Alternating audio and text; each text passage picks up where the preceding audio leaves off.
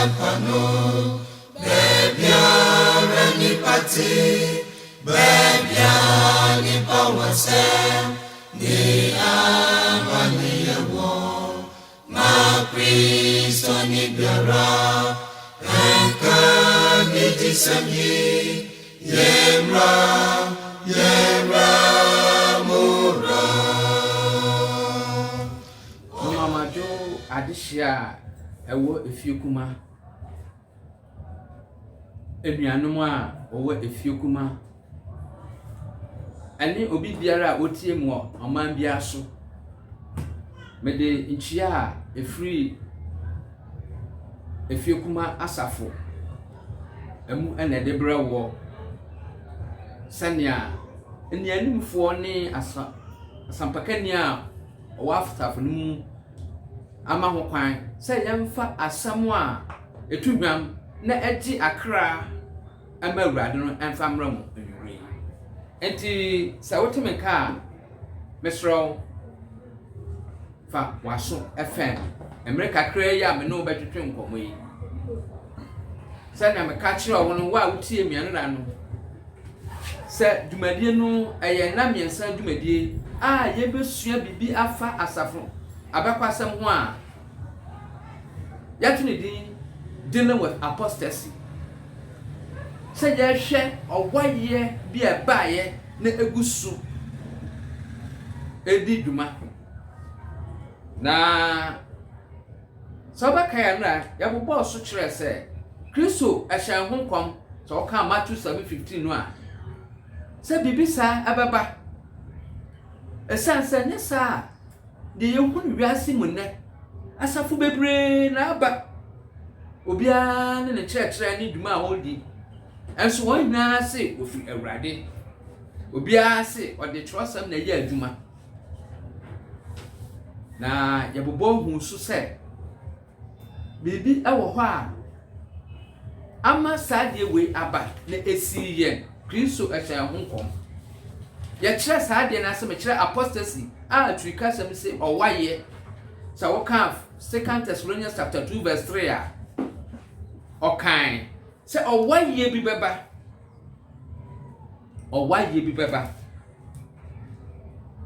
ya kan ho asem pictures ye se sa owaye na apostasy no asie bi se dia yaka a wadia tum nkan no watwe ho afiri ho ana said dia ewo ho a kasa ana nhihye ewo ho a yede yeduma na wo se no distortion enti ya bo bibi protocol say apostasy Greek kasam ni ya bo ni din apostasy a stress rejection revolt departure stress obi a watwe no ho afiri bibia eya na okura mu nkra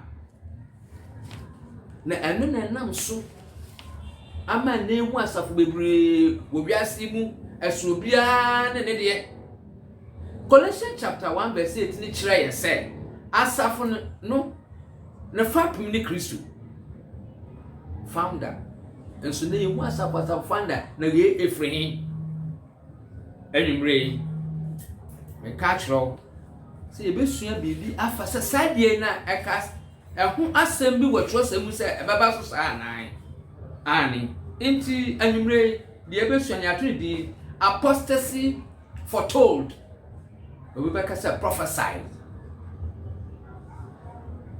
sa owaye no sa eho asem tro wotro se ebesi na mpo wo first century ni mu no esi ye ehyaase aye ka century from 0 to 99 AD 99 and your friend first century na kokoba Kristo boy ye kokoba asmafo no boy ye e wo saade ehu no ana nwumre me no beche ehu apostasy in the Old Testament men fa ho akere apamdada no se na ebisi yem ne yaba Kristo sumu ya de tutu ho enti Sametro mu ana metro tie akenkan a megu so akenkan. Na mom aya ma wura fi sa quotations we ya edidi su yi di kan etro wa de so ye besu ye hu. Jeremiah chapter 2 verse 13. Judges chapter 2 verse 7 through 10. Can Jeremiah chapter 6 verse 16. Jeremiah chapter 23 verse 17. Nafi koso Matthew 7:15. John 10:10. Matthew 7:22 through 23. Acts chapter 20 verse 29 through 30.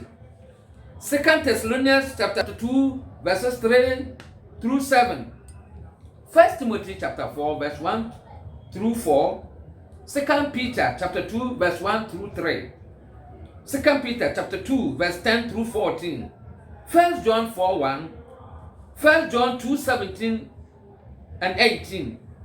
2 John 9. Jude 3.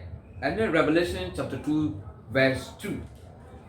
Sa akenkan anan quotations ya ya abobosu yi yensem ni bebre begina so ama asisudua se ampa asomafo no Kristo ekan se owaye ebeba na owaye a ekire se nkofo di nkyekire foforo ebeba a enya dia Kristo asechire ye no ana asomafo no ede ma ye no wasafo na tase no na mmom wanda they disregard the scriptures, and that is why we are seeing what we are seeing today. The people of Israel fell in some generation to the idolatry of nations. Judges chapter 2 verse 7 through 10. Na omaino som erade Joshua na nyina nena a mpanimfo a wonyini kyere Joshua akire nyina na wo mu erade nyuma akese a oyema Israel no nyina wo ho no na nan ba Joshua erade akoa no wi na wadi emfisia oha no du na wosie no na japade hye so ewo Timot Heres Ephraim bepo so Gaz bepo etifi FM na obobo a awon toto aso no nyina eso ano aka wo eja no ho na awon toto aso foforo di won achi sori nipa a wonnim erade ne oye a oye ma Israel no nso Wosuma erade o na Joshua kire no nipa na wonnim erade sorry wonnim awurade ase kyere se won mane free dia Nyankopon aka ahye won se wonye Sara so ene Kristosu mremu nso eno so nipa mane free awurade. So the people of Israel fell in some generation to the idolatry of nations around them, and the same happens to the people of Christ in some generations in the first century. They adopted worldly and pagan beliefs. One wa Kristosu mremu emra asafo ne hyase no kita asomafo nkyekire mu no. Ebinum efri wo mu. Ebinum efri abonten ede nsam a eni Kristo de no babura no abehyehyɛ mu. Eno ene yefa no waye se esi wo Joshua mreso Israel fo mreso a esi ye na esi wo Kristo sum nso.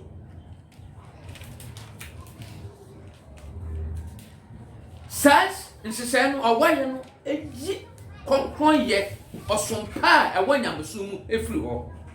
This adaptation meant they were living the purity of God's doctrine and ways for vain false religion. So awaye ne ba no kre konkron na wo osumu no efiri ho na nkofo de nwan wadwen ne wonsusuye ebesemu na esai osum konkron. Demaya meso Jewfo no eyebi What Jeremiah chapter 2 verse 13. Ɔsɛ na bɔne mmienu ɛna me man ayɛ. Wagya me a meyɛ nkwa asutire no na wɔrekɔbɔre mmura a apapae a entumi enyina nsuo. Yo, wagya no afiri nkwa asutire ho akɔfa nia asɛyɛ. The apapae, they forsook God's fountain and they hewed out broken cisterns. Papa no wagya to baby na kɔfa deɛ ɛnyɛ de asɛyɛ. They refuse to walk in the good way. Jeremiah 6:16. Yamaya etinsia nkyem a yɛ dunsia sɛ Awurade asie nie. Monkɔ gyina akwan no so na monhwɛ. Na mommisa tete atempɔn no deɛ ɔkwan pa no wɔ na momfa so na monya home ama mokra. Nanso wɔse yɛremfa so. Yes, yɛremfa so. Ɔmo kwan pa no wɔnsan kɔfa so wɔse yɛmfa so. Esi yɛ apostasy ɔwɔ ɔmo awai. Nyankopɔn atwe wɔn sɛ monkɔ tete kwan na ɛyɛ papa no so. Ɔmo anya ntum. They trusted lying words that cannot profit. They trusted lying words. So I hear verse 19 now. Jeremiah 7 verse 19. Ase me na woyi me abufuo. Awurade asɛm nie, ɛnyɛ wɔn ho na wɔhyɛ. Me na woyi me abufuo. Awurade asɛm nie, nyɛ wɔn na wɔhwɛ. Wodi atoro akyire na wɔhwere de ankwa wɔ mu. Esi yɛ. Nyankopɔn ɛkyerɛ wɔn sɛ deɛ esi no ɛnyɛ. God revealed an appalling and horrible thing has happened in the land. The prophet prophesies falsely, and the priests rule on their own authority, and my people love it. So, but what will you do at the end of it? Jeremiah 5:30-31. Yamaya etre enum nkyɛmaya aduasa ɛkɔ aduasa baako. Ahobodie ɛne ahodwirideɛ na wɔyɛ no asase no so. Adiifoɔ hyɛ nkontrɔ. Na asɔfoɔ nam wɔn ara so di wɔn koko so asɛm. Asɔfoɔ na wɔn so di wɔn koko so asɛm. Me man so pɛne saa. Nanso awie no bɛyɛ mo. Mobɛyɛ no den. Akɔmhyɛfoɔ ɛhyɛ nkontrɔ. Asɔfoɔ keka nsɛm wɔ akoko so. Awurade ka esi na nekra ene esi ɛdaso ɛkɔ so. The Jews allowed their hearts to deceive them. Wama wakoma dada won. So okay, Jeremiah 17, chapter 17, verse 9-10 na. Ɛkyerɛ sɛ Jewfoɔ no ɛma wakoma dada won. Dia wɔpɛ ɛna na wɔyɛ. Akomhyɛfoɔ no ɛhyɛ control. False prophets speak a vision of their own imagination, not from the mouth of the Lord. Jeremiah 23 verse 16. Wɔhyɛ control. Yɛgusu mu bi. Nyankopɔn akandada. Esi Old Testament ɛbrɛ so. They keep saying to those who despise me, the Lord has said, you will have peace. Calamity will not come upon you. 23 by 17 come 16, 17. Aho akan say asafo Awurade asie nie. Muntie adifoɔ a wɔhyɛ mo nkɔm no. Adifoɔ a wɔhyɛ mo nkɔm nsɛm. Wɔde mo kɔ agudie mu. Wɔn akoma anisuade hunu na wɔka. Wakoma disu hunu na wɔka o. Enfiri Awurade anumu. Frɛ Awurade anumu. Ka na wɔka kyerɛ wɔn a wɔpome no sɛ. Wɔn wɔpome. Sɛ Awurade sɛ asomdwe bɛba ama mo. Asomdwe bɛba ama mo. Wɔn a wɔpo Awurade no atoro fa akɔmhyɛfo no so. Ɛbɛsi mu yie. Na obiara nante n'akoma. Obiara nante de n'akoma pɛ. N'akoma pɛ. Bɔne biara arema mo so. Bɔne biara ma mo so. Akɔmhyɛfo atorofoɔ. Esi na esi na so na nkɔmhyɛ aba ho dada. They keep saying to those who despise me, Yankopɔn no say, the Lord has said, you will have peace. No calamity will come upon you. Giving them false assurance of God's blessings. Now, can someone as someone cry, wow, what tiboni would tiboni, and assurance and it, baby was somewhere. There were people and why, and when God put their quest as no, walk up at the paper with him. So would tiboni, they would get the end, and no soft carry. Prophet movie, the son said, on fat Yankopɔn asɛm na ɛyɛ adwuma. Wɔn mo ka wɔn mo akoma so asɛm. Deɛ wɔpɛ na wɔka. Na ɛnyɛ Yankopɔn asɛm. Enuanom. Enti ɔwɔyɛ no, nkɔmhyɛ ba ho, apostles foretold. In spite of all their lies, Nebuchadnezzar destroyed Jerusalem. Saa nkɔmhyɛ nsɛm a asɔfoɔ ne nkɔmhyɛfoɔ kae ɛde maa Israelfoɔ no anadufoɔ wɔn a wɔdi bɔne etimu yɛ wɔn dɛn no. Okan kwa kyerɛ bɛkyerɛ sɛ Nebuchadnezzar ɛbɛsɛe Jerusalem. The apostles with the priests suffered fate. Jeremiah prophesied, those who think a falling away cannot happen. Enuanom, they want to say or why yɛn ntumi si no esi Jeremiah mmerɛ so. Nebuchadnezzar bɛsɛe wɔn a wɔdi bɔne nyinaa, wɔn a wɔne Awurade asɛm no ebubra no. One prophet, a conservative mamma, one so, mamma, one so, more hope. There would be born no, what was with you? And Rashima was saying, a conservative one, a soft one, one, no one way, Nara, apostates. Will be a wire, a free young compassion, a court, say you. And to my ultimate out the cry, or man with some man gun at yet.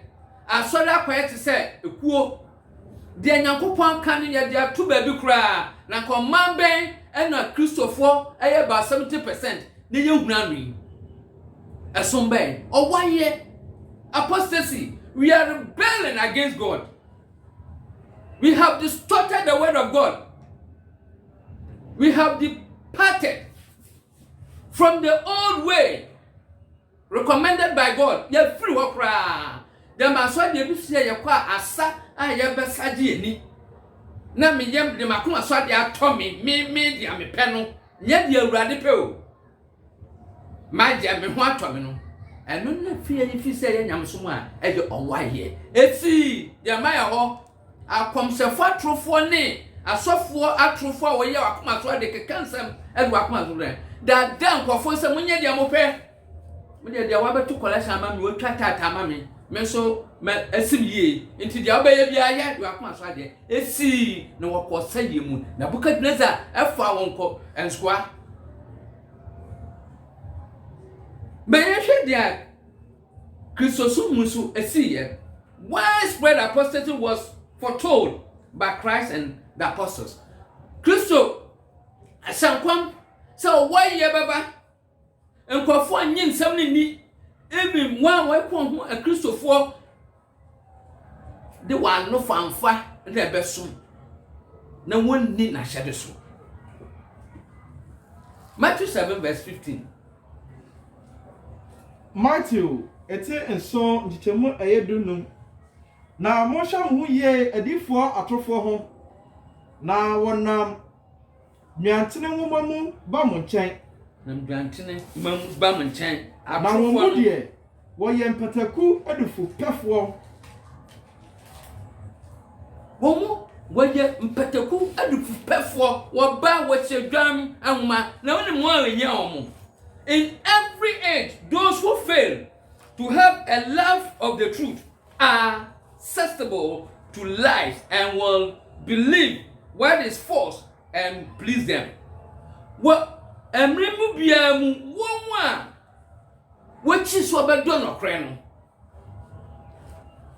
Emre nyina no wotie atro. Na woji atro a enu akoma akọ. De a wo mo pe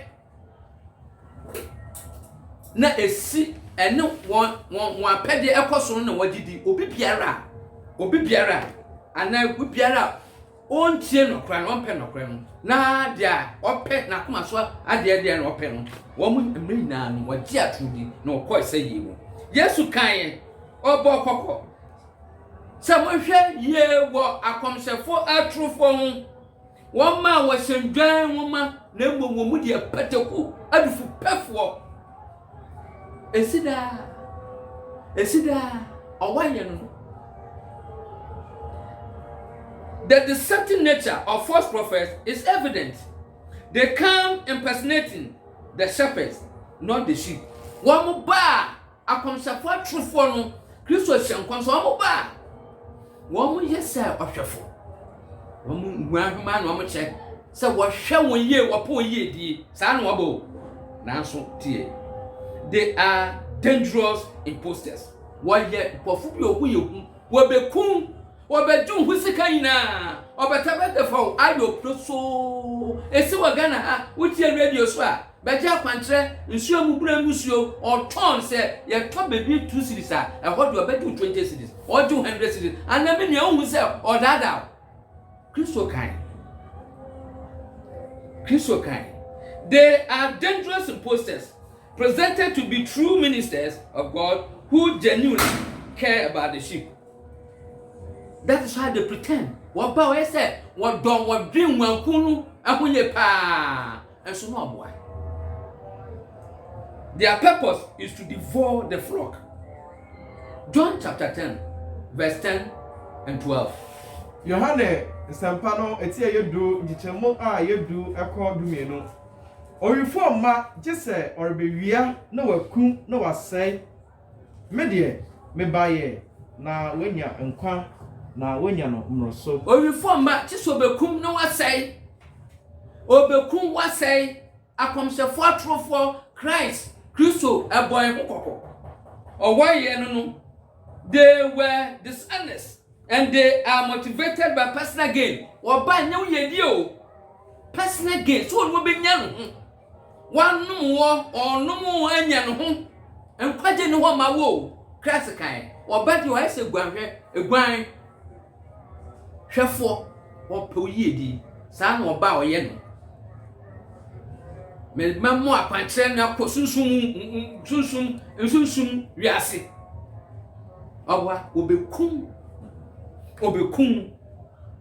Kristo ka se bi nyangbe Matthew ete enso 22 Ntechemu aye aduonu ekono ase eda no nipa pi beka kire me se Erade yemfa wudi enhye enkom na yemfa wudi entutu honhomone na yemfa wudi enyo ahodenie pi anan eno ana mepa mu maka matre won se me hunu moda mufuru mesonko mo a mo ye de entene.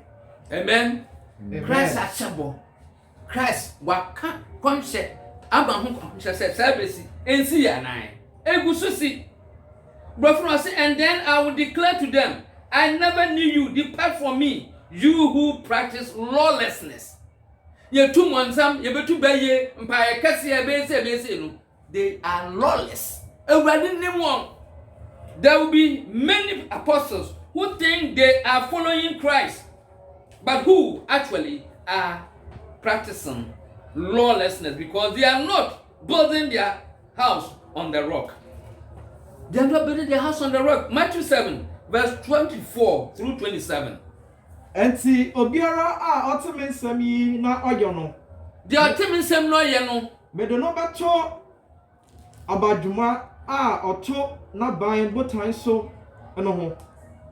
Na osu kese etoye na esuyiri na mframa aboye na ebebo aban no na anhwe ase efrise wɔto no fapem no ɔbotan so na obiara a ɔte me nsɛm yi na ɔnyɔ no de no bɛto ɔbaa kwasiafoɔ a ɔto n'aban anwea soɔ no ho na osu kɛseɛ tɔe na nsuo yire na mframa bɔe na ɛbɛbɔɔ aban no na ɛhwe ase na hwe ase no so no ɛso.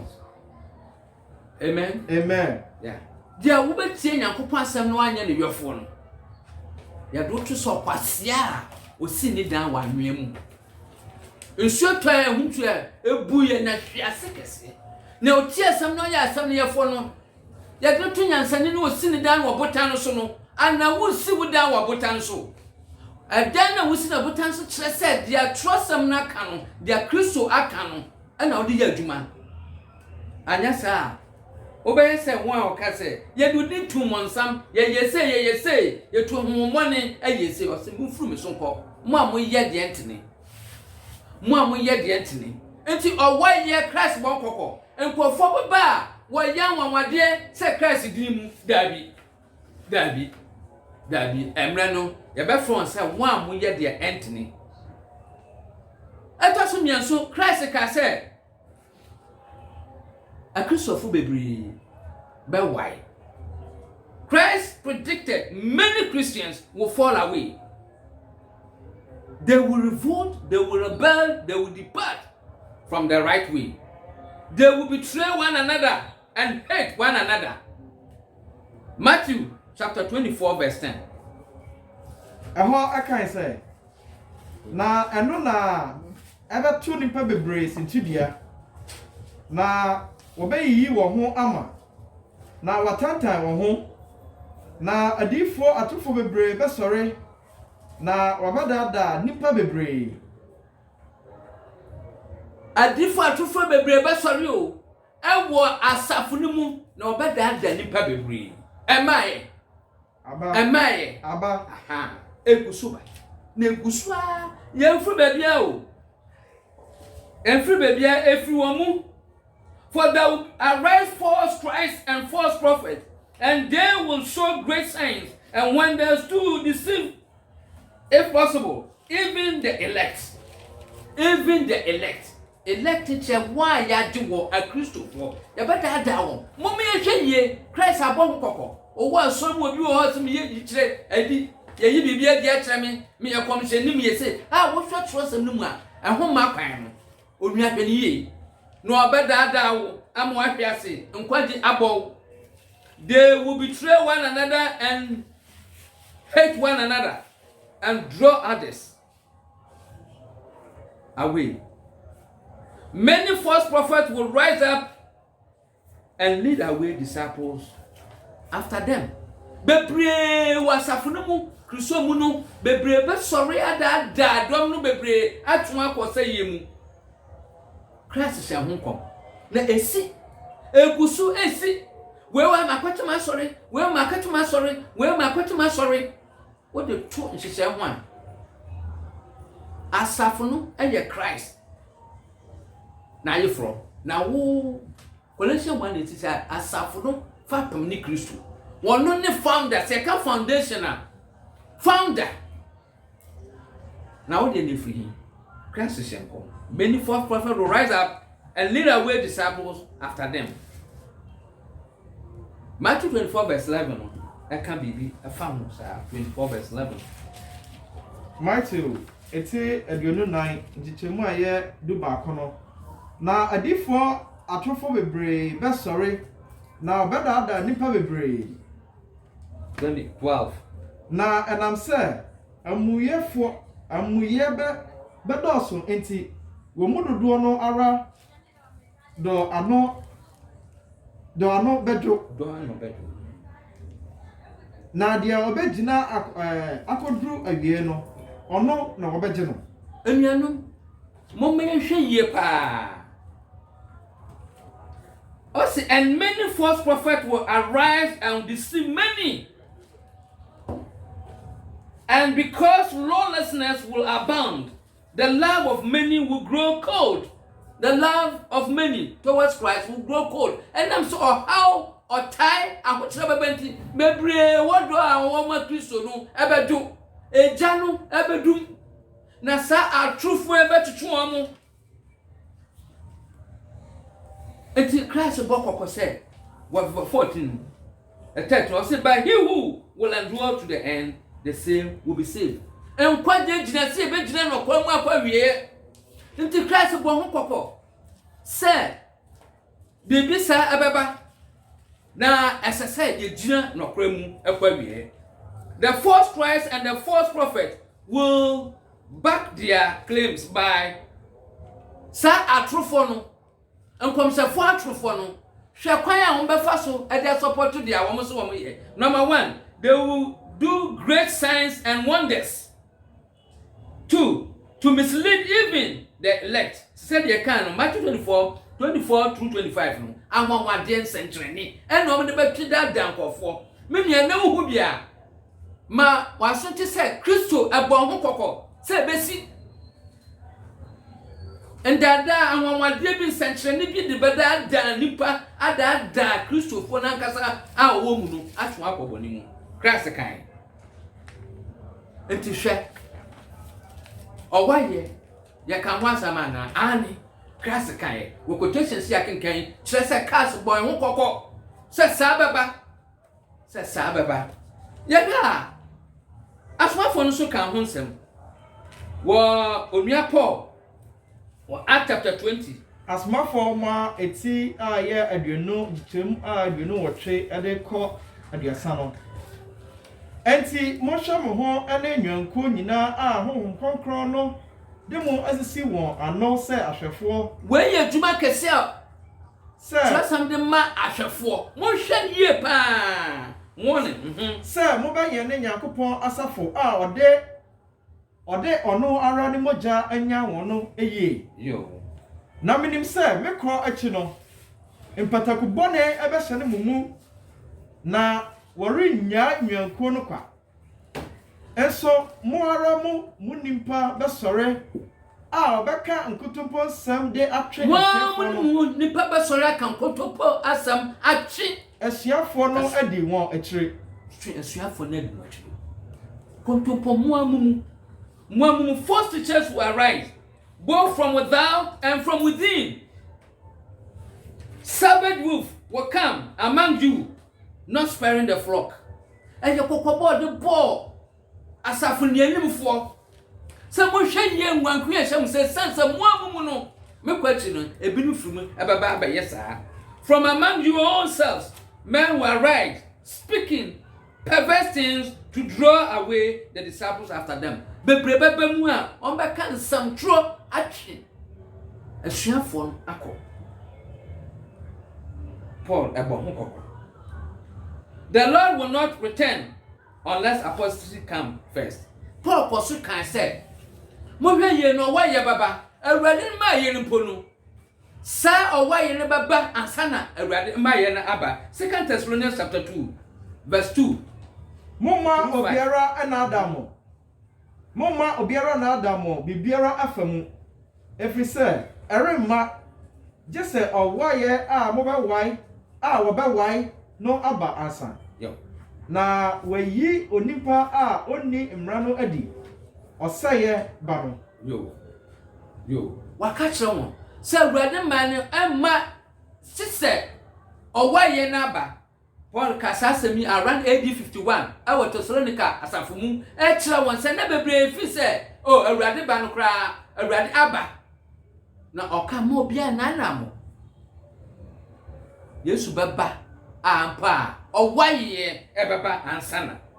The Lord will not return unless the apostasy come first. The rebellion, the falling away. Say the King James Version channel. Extra say dia oni Nyankopon asem di asie no ebeba ansa na Christ aba. Enti ma wo wura mfi mo nyina yegna Paul kasatre na o kan AD 51.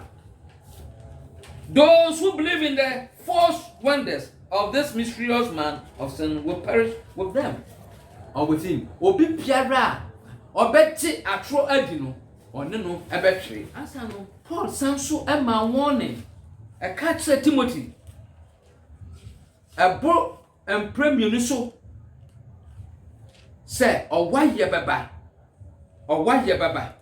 kɔfoɔ bɛfiri gyidi no ho ayɛ deɛ wɔn pɛ 1 Timothy 4 verse 1 through 3 quickly. Na ahohom no ka no pefe sɛ ɛkyerɛ na bi mu ebinom bɛfam nada ahohom ebi bɛfam nada ahohom ɛkyerɛ bere no mu ɛne ahohommɔne nkyerɛkyerɛ ho atwe wɔn ho afiri gyidie no ho ɔbɛtwe wɔn ho afiri gyidie no ho atorofoɔ nkutumfoɔ nti wɔn a nhyehyɛeɛ ano atwa wɔn ara wɔn ahonim no. Paul ka kyerɛ Timothy sɛ saa ɔwayɛ bɛba atorofoɔ bɛnwan afiri Awurade asɛm no ho. Peter ɛnam 2 Peter chapter 2 verse 1 2 3 4 ɛbɔ kɔkɔ sɛ there will be false teachers among you. Atakyerɛfo atorofoɔ ɛbɛbɛ yɛ mu. Peter ɛbɔ ho kɔkɔ na ɔdescribe wɔn kyerɛkyerɛ saa atoro kyerɛkyerɛfoɔ no onuanom yɛ 2 Peter chapter 2 verse 10 through 14. Petro woma a toso mienu eti ɛyɛ mienu nkyɛkyɛmu a ɛyɛ edu ɛde kɔ no ne titire no wɔn a wodi honam akyiri efi ho akɔnɔ mu na wɔte tumidie atua wɔyɛ anuɔdenfoɔ ahopɛfoɔ wɔn ho ɛmpopo wɔyɛ anuɔdenfoɔ ahopɛfoɔ saa nkɔfoɔ no saa kyerɛkyerɛfoɔ atorofoɔ no ahopɛfoɔ aniberefoɔ na wɔn ho mpopo sɛ wɔbɛka anuonyam ho nsɛmmɔne nanso abɔfoɔ a wɔwɔ ahoɔden ne tumi a ɛso no ɛnka nsɛmmɔne mu wɔn atan Awurade anim na yenum deɛ wɔte sɛ mmoa a wɔnni adwene te sɛ mmoa a wɔnni adwene wɔkeka nsɛm deɛ wɔyɛ no wɔnsusu mfa ma obi a ɔkyɛ sɛ ɔyɛ Kristoni wɔgye wɔn nneɛma te sɛ wɔn a wɔnni adwene sɛ mmoa a wɔnni adwene a wɔnsu ne sɛ wɔawo wɔn sɛ wɔnkyerɛ wɔn nsɛeɛ ho wɔn sɛ wɔnkyerɛ nsɛeɛ ho wɔka deɛ wɔnnim ho nsɛm wɔbɛsɛe wɔn ara wɔn sɛeɛ mu wɔbɛsɛe wɔn ara wɔn sɛeɛ mu na wɔbɛnya deɛ ɛntene so akatua wɔbɛnya deɛ ɛntene so akafasi hɔ a wɔbɛnya deɛ ɛntene so akasua. Peter ɛkyerɛ saa atoro akyerɛkyerɛfoɔ no wɔn suban wɔkeka nsɛm deɛ wɔyɛ no ɛyɛ nwanwa deɛ wɔyɛ no sɛ ɛyɛ tan nanso wɔgu so yɛ na twerɛsɛm kyerɛ sɛ wɔbɛnya ɛso akatua wɔnyɛ deɛ Nyankopɔn aka wɔafa biribiara sɛ deɛ nyɛ mu having eyes wofo to say having eyes full of adultery that cannot cease from sin, enticing unstable souls. They have a heart they have exercised with covetous practices against children. We need brady and ni kabru wafum. Ye win bebre and then ye who atro for no. False teachers, we see them. They have taste for money, avid taste for money and wealth. Enyen churchra Christ and the Maya. Me better at work no. John etre mwesi sudua se awurade kwamhye na okaye no se owoye baba no ampa eba mu enti oboy kokko se ye sokra hina hwe ohunhum bia hwe 1 John 4:1 1 John 4:1 test every spirit because of apostasy. Adafo monye ahohom nyina eni na mmom so ahohom no hwe se wofiri Onyankopɔn anan yefiri se adifo atofo bebre aba ewiase. Paul kan AD 51 ewo Thessalonica adifo atrofo John AD 80 kasa omo ede aba the deceivers the deceivers. When that quack, 1 John chapter 2, verse 17 and 18. Or better, say, I want not yet anymore. Now comes a fat truth one yet, if I truth one, as I say, 88 one moon. Now, no, what I say, a year, Duma, Antichrist, a way, Duma, I was angry. And to me, and you too said, as I say, your brave master man, your papa, we must abide in Christ's doctrine. 2 John 9. Or said, there, or Tina, on Tina Radin Church Lemuno, Christian Church Lemuno, or Nit Yami. Not your Tinemuno. Or Tina Christian Church, I will adapt no Obano. Obiara a form na ontna Christo nchechre no mu no oni onyankopon na de otna nchechre no mu no ono ana owo agya no ene eba no. Amen. Amen. I said ya hwed ye pa. Etna Christ church mu anu nti na Jude boy kokko e wa Jude 3. Said yan contend earnestly for the faith once delivered to the saint. We should contend your soldier focus and a term. We should fight and maintain. We should debate and make sure that we maintain the faith once delivered to the saint. Once. Did you know? You can. Dia awurade de ma ye no trusam no akwan no crowd de ma ye ba kopɛ o de ma ye ebi no obie na no na yanku se ye beti asi ho kiti esan se atrofo conservatorfo aba enuti yakopon e kan asem bi tre asafo na we afiso no e Revelation chapter 2 verse 2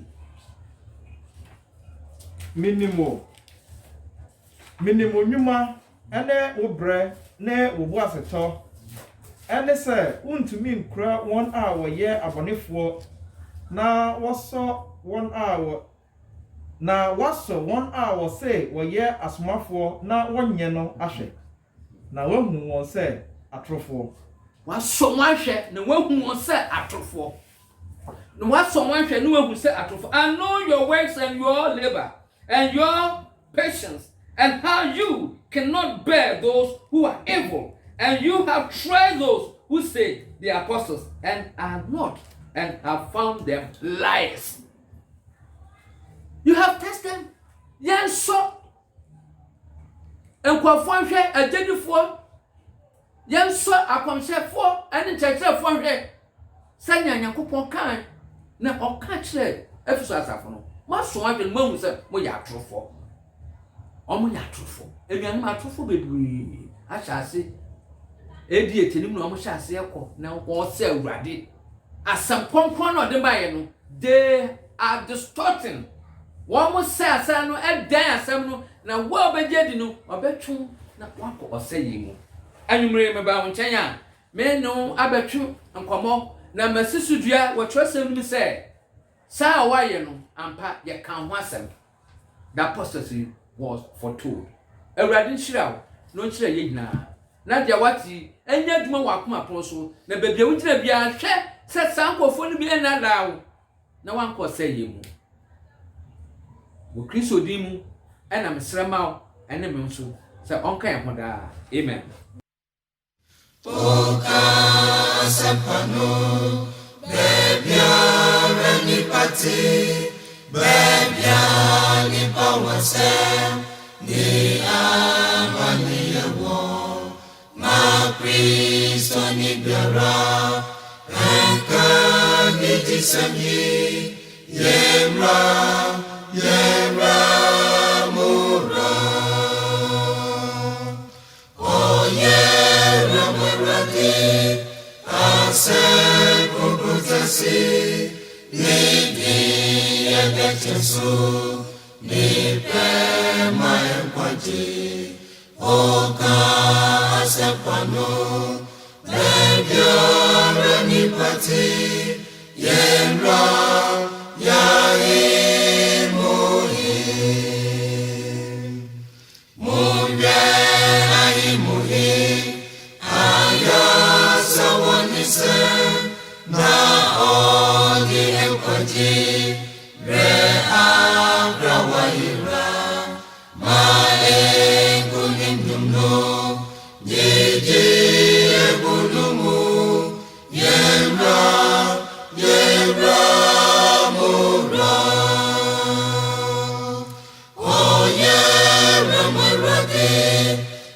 se bukutasi ni yeteso ni pema enkwaji oka asempano bebiara ni pati yera